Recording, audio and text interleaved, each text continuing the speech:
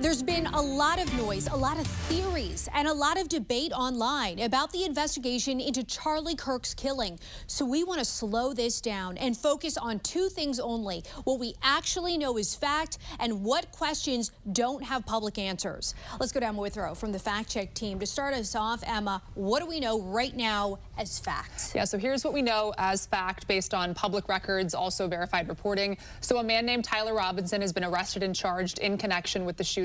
He's currently the only person charged, and no co-conspirators have been named. Also, investigators recovered a rifle near the scene, and that weapon is now in evidence. They say a towel holding the rifle has Robinson's DNA on it. So obviously the rifle exists, so its recovery is not in dispute either. And then beyond that, there's digital evidence. Surveillance video, phone records, and online communications are acknowledged to exist by the feds, but we haven't seen like the physical copies of them quite yet. And theories aside, and we know there are many, what don't we know just yet? There's a lot still that's up in the air. I mean, we haven't seen a full autopsy report. There's also been no public confirmation that the bullet itself was recovered at the hospital or during an autopsy. And if it was, officials haven't released details about its caliber or ballistic markings. Turning Point USA spokesman Andrew Colvett said on X that Charlie Kirk's surgeon called it, quote, an absolute miracle that the bullet that killed him didn't exit his body because dozens of people were standing behind him when he was shot.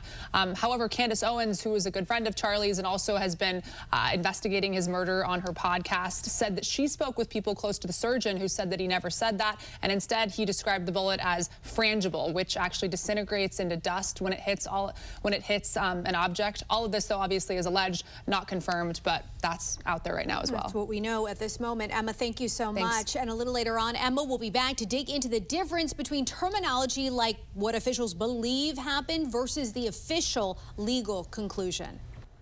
It's been 3 months since Charlie Kirk was shot and killed at Utah Valley University, but many questions surrounding the shooting remain unanswered. Let's go to Emma Withrow from the Fact Check team. And authorities said that they found what they believe to be the weapon used to shoot Kirk. But as you know, there's been a lot of public speculation. Yeah, there has. An emphasis on that word believe, because the wording really matters here, because we haven't seen a publicly released ballistics report that shows a definitive match between that rifle and the fatal shot that killed Charlie. And there also hasn't been any official confirmation that the bullet was recovered from Charlie Kirk's body at the hospital. But Turning Point USA spokesman Andrew Colvett said on X that he spoke with Charlie Kirk's surgeon, and he called it an absolute miracle that the bullet that killed him didn't exit his body because dozens of people were standing behind him, obviously, when he was shot. However, Candace Owens, who was a friend of Charlie's and has been investigating his murder on her podcast, said that she spoke with people close to the surgeon who said that he never described it that way. Instead, he described the bullet as frangible, which is a type of bullet that disintegrates into dust